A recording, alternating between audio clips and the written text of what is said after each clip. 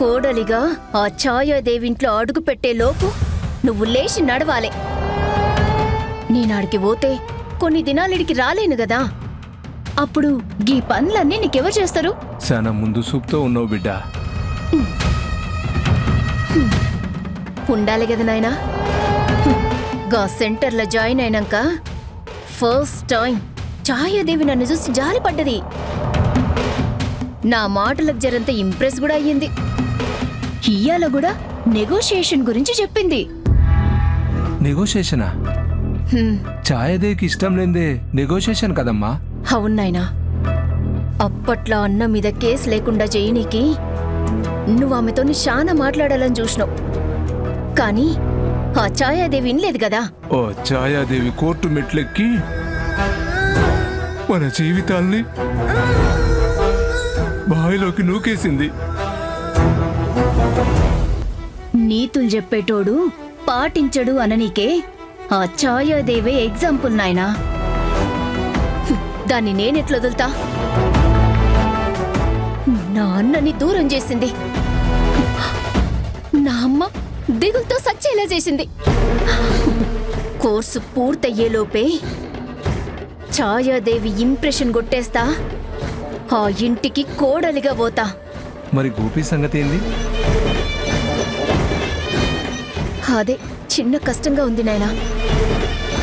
ఆడపిల్లలకి చాలా దూరంగా ఉండే క్యారెక్టర్ ఆ గోపిగాడిది. అందుకే రిలేషన్ పెంచుకునుడు జర్రంత కష్టమైతుంది. కానీ నేనెట్లా వదులుతా?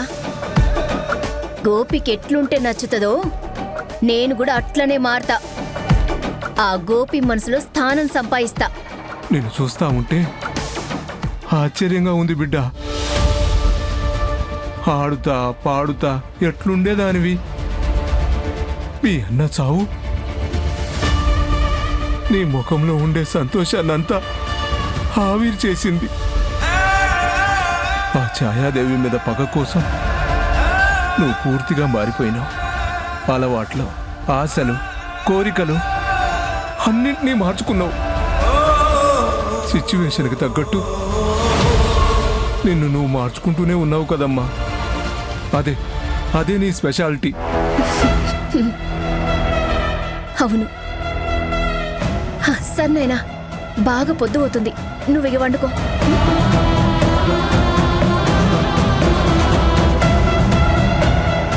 పండుకోనాయనా.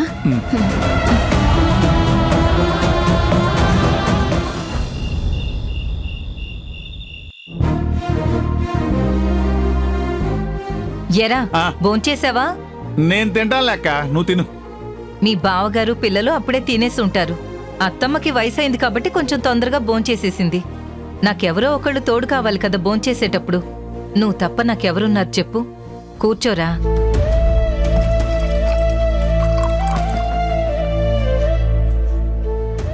ఎరా ఏం మాట్లాడవే?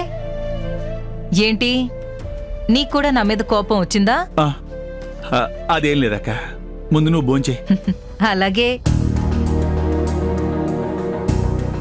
ఆ అమ్మాయి రాధిక నిజాయితీ నాకు చాలా నచ్చిందిరా. కొనలేదని చెప్పేసింది. అవన్నీ మనం తర్వాత మాట్లాడుకుందాం కానీ ముందు నువ్వు తొందరగా తినక్క.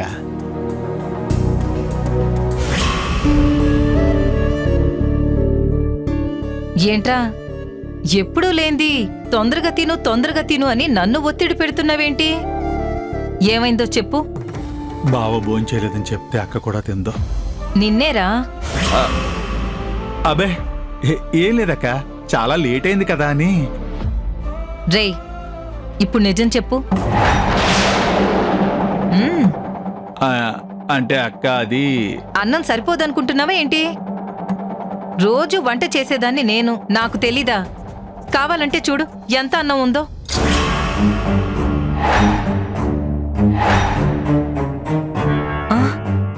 ఇదేంట్రా ఇంత అన్నం ఉండిపోయింది? ఎవరు తినలేదు?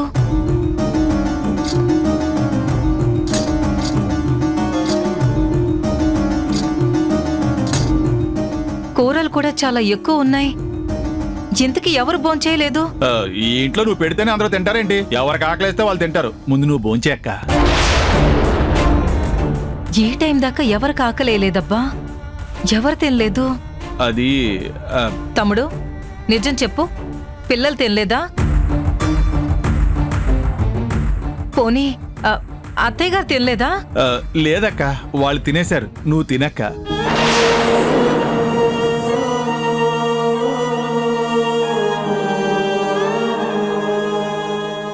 మరి మీ బావగారు తినలేదా? బావకి ఇంకా ఆకలేసి ఉండదు, అందుకే తినలేదు. బావ వస్తే నేను పెడతాను లేక, ముందు నువ్వు తిను. ఆయన అన్నం తినకపోవడం ఏంట్రా? అసలు ఎందుకు తినలేదు? ఎందుకు తినలేదంటే అల్లుళ్ళు ముగ్గురు రకరకాలుగా మాట్లాడారంట. రకరకాలుగా అంటే ఏంట్రా? నువ్వు సరిగ్గా చెప్పు. ఇదిగో, లేకపోతే నేనే వెళ్ళి పిల్లల్ని అడుగుతాను. వద్దక్క, నేను చెప్తాను. ఆ ఆఫీస్లో ఏదో ప్రాబ్లం అంట. ఆ కార్లు అవి ఏవో రిపేర్ చేయించడానికి డబ్బులు కావాలంట. డబ్బులా? అవునక్క, 30 నుంచి 40 లక్షల దాకా కావాలంట. బావ వచ్చి అల్లుళ్ళని అడిగితే వాళ్ళు ఇవ్వనన్నారంట. మరి మీ బావగారిని భోంచేయమని నువ్వైనా అడగాల్సింది కదరా? నేను బతిమాలటం కూడా అయ్యిందక్క, కానీ తిన్నంటే తిన్నని భీష్మించి కూర్చున్నాడు బా.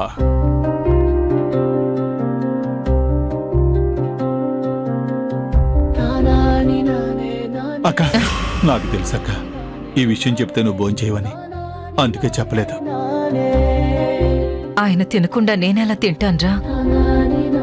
నేను తినను. ఆయన్ని తినమని బతిమలాడే అవకాశం నాకెలాగూ లేదు. బతిమాల్తే ఇంకో వారం తినడం మానేస్తారు. అక్క,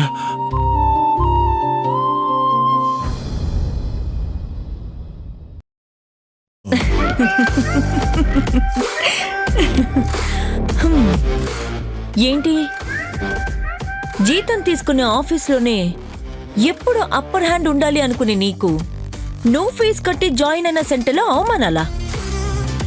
ఏదో బజార్లో బేరమాడినట్టు సూపర్ మార్కెట్లో బేరవాడి తెమ్మందా ఆ ఛాయాదేవి? నీకు మామూలుగానే బేరమాడడం రాదు కదా. నీకు నెగోషియేట్ చేయడం వచ్చుంటే ఆ హెచ్ఆర్ని ఎందుకు కొడతావు? మో, మాటి మాటికి ఆ విషయం ఎందుకమ్మే గుర్తు చేస్తా ఉండవో? ఆ హెచ్ఆర్ ఆ విషయం మర్చిపోయి ఉంటుందమ్మా ఈ పాటికే. నేను గుర్తు చేయడం ఎందుకు? నీకు తెలీదా? నువ్వు ఈ రోజు ఈ సిచ్యువేషన్లో ఉండడానికి కారణం ఎవరో? ఎందుకు తెలీదమ్మే? నీ కాపీ పిచ్చి వల్ల కాదు? కాదు. ఏ మనిషి అయినా ఈ రోజు ఒక సిచ్యువేషన్లో ఉన్నాడంటే తనకెప్పుడో ఎదురైన పరిస్థితులు, అప్పుడు తీసుకున్న నిర్ణయాలే దానికి కారణం. ఏంటి, ఫిలాసఫీ కొంచెం ఎక్కువ మాట్లాడిస్తున్నానా?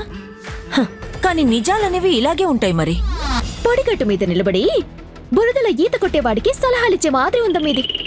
ఇప్పుడు నువ్వు మంచి పొజిషన్లో ఉండవు కాబట్టి గతంలో ఏదో మంచి పనులు చేసుండావు. మంచి డెసిషన్ తీసుకున్నాను అనుకుంటున్నావేమో.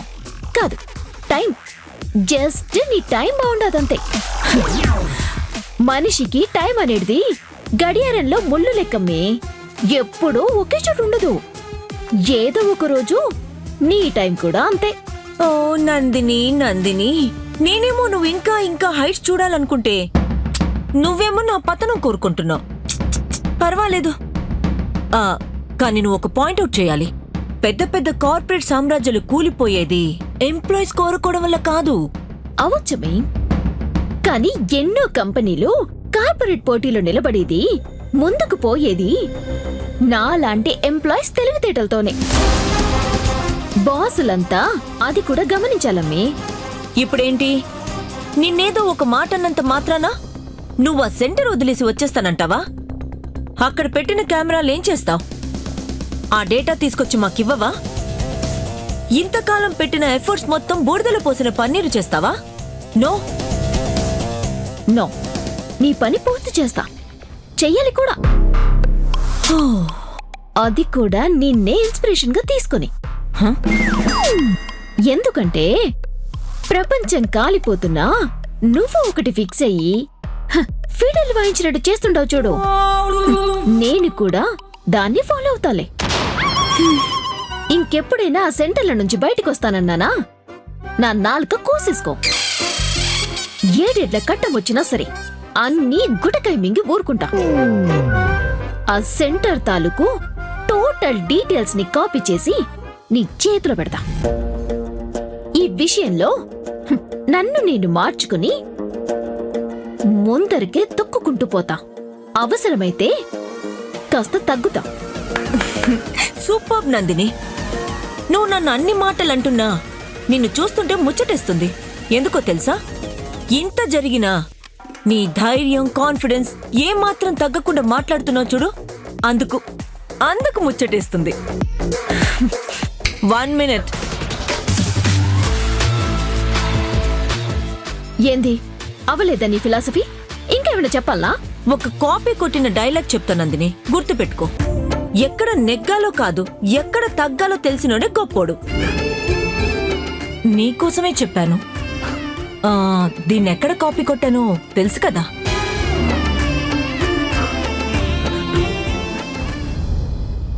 ఆ సూర్యరశ్మి నిరోధక పూత ధర ఎంతో మీకు తెలుసా? ఏంట్రా అల్లుళ్ళు ఏం చేస్తున్నారు? ఏదో మంచి డిస్కషన్ లో ఉన్నట్టున్నారు. రేపు సన్ స్క్రీన్ రాయాలా, కోల్డ్ క్రీమ్ రాయాలా అని. ఆ? అది తేజగాడి బ్యూటీకి పాకెట్ కి సంబంధించిన విషయం గాని ఆయన నువ్వేంటి ఇలా వచ్చావు? ఏం లేదు, మీ అమ్మ వస్తుంది. ఏదో మహారాణి గారు వచ్చే ముందు భటుడొచ్చి చెప్పినట్టు చెప్పా మావయ్య. హ, అరే అల్లుడు సీను, మీ అమ్మకి బటుడి నుంచి మంత్రి దాకా నేనే కదరా. మీరు దేనికి కలిసి రారు కదా. నీ బిల్డప్ లాపి విషయం ఏంటో చెప్పమోయ్యా. ఆ, ఆ, మళ్ళీ ఏదైనా సమస్య ఏంటి? ఏరా, కొడుకుల దగ్గరికి అమ్మ సమస్యలు వస్తేనే రావాలా? అమ్మా అది కాదు, ఎప్పుడు నీ పనిలో నువ్వుంటావు, మా పనిలో మేము ఉంటాం కదా. ఇలా నువ్వు సడన్ గా వస్తే ఏంటా అని. అవును, ఈ ఇంట్లో ఎవరికి వారే యమునా తీరే కదా. ఎప్పుడూ కొట్లాటలే కానీ మాటలుండవు కదా. అది నాకు మీ నాన్నగారికి సంబంధించింది. మిమ్మల్ని అందరిని అలా ఉండమని మేమేం చెప్పలేదే. తల్లిదండ్రులను బట్టే పిల్లలు కూడా ఉంటారు. ఇంతకీ విషయం ఏంటో చెప్పు. నిన్న మీ నాన్న కంపెనీ గురించి డబ్బులు అడిగితే మీరెవరో ఆయనకి హెల్ప్ చేయనన్నారంట కదా. ఓహో అదా, దాని గురించా? ఇంకా ఏదో ప్రేమగా మాట్లాడడానికి వచ్చావేమో అనుకున్నాను. నాన్న సమస్య గురించి మాట్లాడడానికి వచ్చావా? అయినా ఆల్రెడీ చెప్పాంగా. అగ్రజ, సమస్యలకి పరిష్కారం చూపించే శిక్షణా కేంద్రం కదా అమ్మగారిది. అందుకే వచ్చుంటుంది. కుదరదని నిన్నే చెప్పేశాం నాన్నగారికి. అవునమ్మా, మా వల్ల కాదు. అదేంట్రా అలా అంటే ఎలా? ఇంతకాలం మీరందరూ కలిసి చేసుకుంటేనే కదా కంపెనీ బావుంది. ఓ, వచ్చిన లాభం ఎలాగో మీకే తిరిగొస్తుంది కదా. చూడండ్రా, అది మీ నాన్నగారు జీవితాంతం కష్టపడి పెంచిన కంపెనీరా. హ్మ్, అమ్మా, గుర్రం గుడ్డిదైనా దానా తప్పదని జీవితాంతం ఆ గుడ్డి గుర్రాన్ని పోషిస్తూ కూర్చుంటే రేపు మనకి తిండి ఉండకుండా పోతుంది. అవునమ్మా, అయినా ఈ కార్పొరేట్ వరల్డ్లో మనం కాంపిటేటివ్గా ఉండాలంటే అప్డేట్ అయి ముందుకెళ్ళాలే కానీ నాన్న కష్టం, వాళ్ళ అమ్మ ఇష్టం అని సెంటిమెంట్లతో ఆ పాత బిజినెస్సే చేసుకుంటూ కూర్చుంటే ఎలా? అరే అల్లుళ్ళు, ఇన్నాళ్ళు మిమ్మల్ని పెంచింది మోసింది ఆ బిజినెస్సే కదరా. మీరే కదరా దాన్ని చక్కదిద్దాల్సింది. ఇలా వదిలేస్తే మీ నాన్న ఏమైపోతాడో కాస్త ఆలోచించండి. మావయ్య, మీ అక్కతో పాటు సెంటర్లో ఉండి ఉండి నీకు కూడా మంచి మాటలు అలవాటైనట్టున్నాయి. కానీ మంచి అనేది ప్రతిసారి మంచిది కాదు మావయ్య. మనకి మంచి చేయని మంచి ఎంత మంచిదైనా అది మనకి మంచిది కాదు కదా. రే, కానీ మీ నాన్నగారు బాధపడతారు కదరా. ఆయన అలా చూస్తుంటే నా మనసుకి చాలా బాధగా ఉందిరా. నాన్న బాధ గురించి మనకెందుకమ్మా? అయినా నాన్న వల్ల నువ్వు బాధపడ్డం లేదా? నాన్నవేనా మారాడా? లేదుగా, ఏదో ఒకటి అంటూనే ఉంటాడు కదా. ఎన్నాళ్ళ నుంచో చూస్తూనే ఉన్నాం కదా. ఏమన్నాయా? అంతే కదా తేజ? అవును చిన్న సోదరా. రే, మీ నాన్న ఒక్కడే ఎంతం చేస్తాడు, ఎలా చేస్తాడు ఒక్కసారి ఆలోచించండి రా. అల్లుడు గోపి, పెద్దోడివి, నువ్వన్నా అర్థం చేసుకుని వీళ్ళకి చెప్పరా. ఏం చెప్పాలి మావయ్య? అయినా మాకెప్పుడో అర్థమైంది ఈ బిజినెస్ వేస్ట్ అని. ఆయన ఒక్కనే చేయమని మేమేం చెప్పలేదే. ఆపేయమను, బిజినెస్ క్లోజ్ చేయమను, మేం కూడా అదే చెప్పాం. ఇట్స్ ఓకే, పర్లేదు. ఇది కాకపోతే ఇంకొక బిజినెస్ స్టార్ట్ చేద్దాం. అయినా నువ్వేంటమ్మా నాన్నకి అంత సపోర్ట్ చేస్తూ మాట్లాడుతున్నావు? కోపం వచ్చి ఆయనే నిన్నొద్దనుకున్నాడు. ఆ బిజినెస్ ఒక లెక్క ఏంటి? ఒక 2 రోజులు పోతే ఆయనకే చిరాకొచ్చి ఆ బిజినెస్ వద్దు అనుకుంటాడు. సోదరా, మనం మాటల్లో పడి మర్చిపోయాం. మనం బయటికి వెళ్దాం అనుకున్నాం కదా. అవునరా, ఇప్పటికే లేట్ అయింది. పదండి అమ్మా, మాకు బయటకు వెళ్ళే పని ఉంది. రే తేజ, రే గోపి, రే. అల్లుళ్ళకే మాటలు ఎక్కువైపోయినాయి అక్క. నాకొక్క ఛాన్స్ ఇచ్చావంటే వాళ్ళ నోళ్ళు నేను మూయిస్తాను. ఏమొద్దురా, ఇప్పుడు వాళ్ళ నోళ్లు మోయించడం మనకు ముఖ్యం కాదు. ఆయనకొచ్చిన సమస్యని ఎలా తీర్చాలో అది ఆలోచించాలి. అక్క, బావ గురించి బావ కంటే నువ్వే ఎక్కువ ఆలోచిస్తున్నావు. ఎలా జరగాలని ఉంటే అలా జరుగుతుంది. పదేళ్దాం.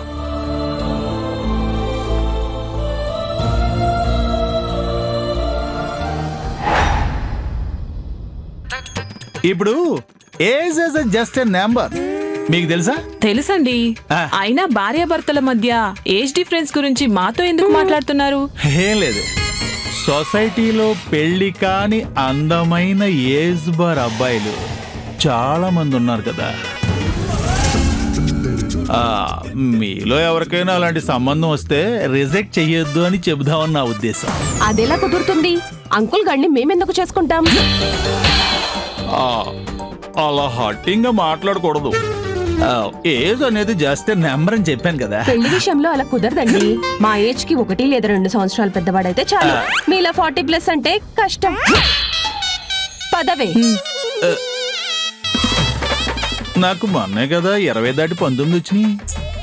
నాకు 40+ ఎవరు చెప్పారు దీనికి? మా అక్క చెప్పేసి ఉంటది. ఏజ్ విషయంలో ఈ సమాజాన్ని నేను ఏమార్చలేకపోతున్నాను.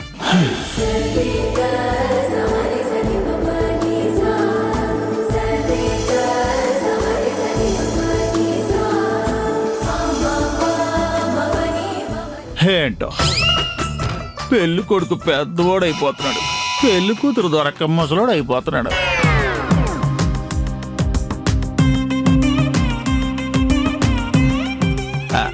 నేను కాస్త ముదిరిన అమ్మాయిని చూసుకోలేము. అసలు ఎక్కడుందో నాకు కాబోయే భార్య. Excuse me.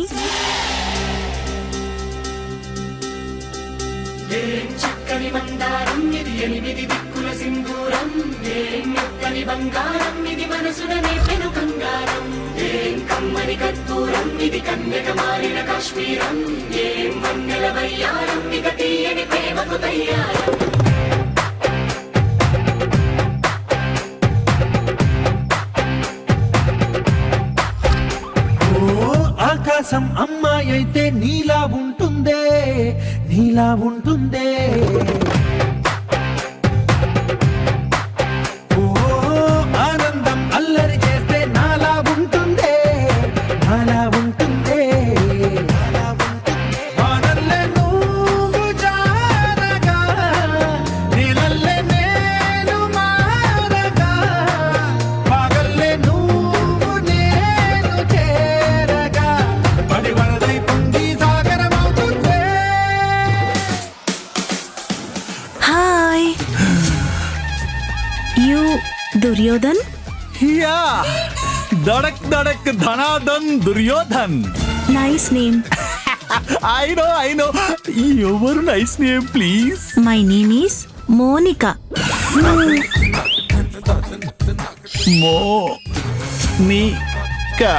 శృతికి పెళ్లి కుదిరిందా? కుదిరింది.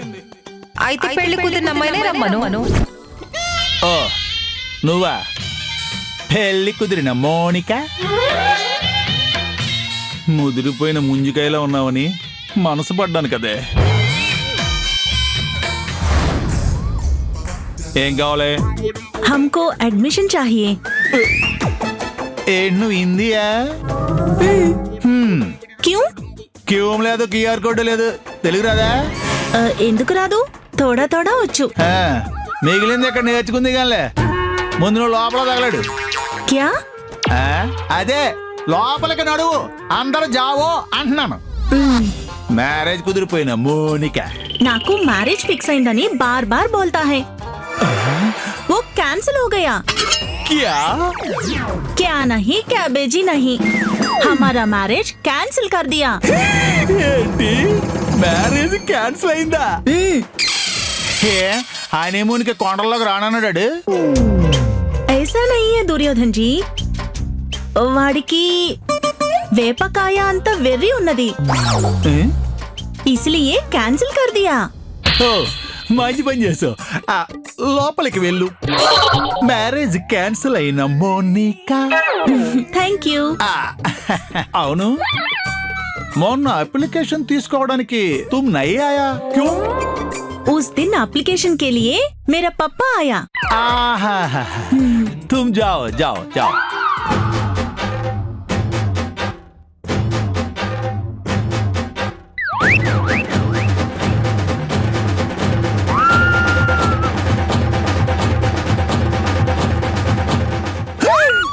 ఆహా, వయసు 30, ఎన్నాళ్ళకి ఏజు బారైన అందమైన అమ్మాయి సెంటర్కి వచ్చింది. ఇది కదా అదృష్టం అంటే. మోనికా, ఆడికి ఆపకాయ తెర్రుందని వదిలేసావు కదా, కానీ నాకు మౌడికాయంత మంచితనం ఉంది, తాటికాయంత తెలివి ఉంది. నిన్ను పడేస్తా. ఇదిగో సునంద, మగవాళ్ళ వీపు మీద మచ్చుంటే అదృష్టం అంట, తెలుసా? అవునా? అయితే మచ్చున్న మగాన్నే వెతకమంటాను మా నాన్నని. మచ్చ ఏందత్తా ఇంత కష్టమైన టాస్క్ ఇచ్చిండ్రు? ఒక్క దారం ఎక్కించుడే కష్టంగా ఉన్నది, 2 దారాలు ఎక్కించుడు ఎవరి వల్ల అయితలేదు. ప్రతి పనిని ఇష్టపడి చెయ్యొచ్చు, కష్టం తెలియకుండా తెలివితేటలతోనూ చెయ్యొచ్చు. ఈరోజు రికార్డు కొట్టిందంతా గంప గుత్తగా అట్ట ట్రాన్స్ఫర్ చేసి ఆ అనుపమ మోహన కుట్టలబా. నందిని, ఇక్కడ ఎందుకున్నావు? ఓన్లీ ఆఫీస్ రూమ్ నే కాపీ కొడుతున్నావా, లేకపోతే సెంటర్ ని సిస్టమ్ ని కూడా కాపీ కొడుతున్నావా?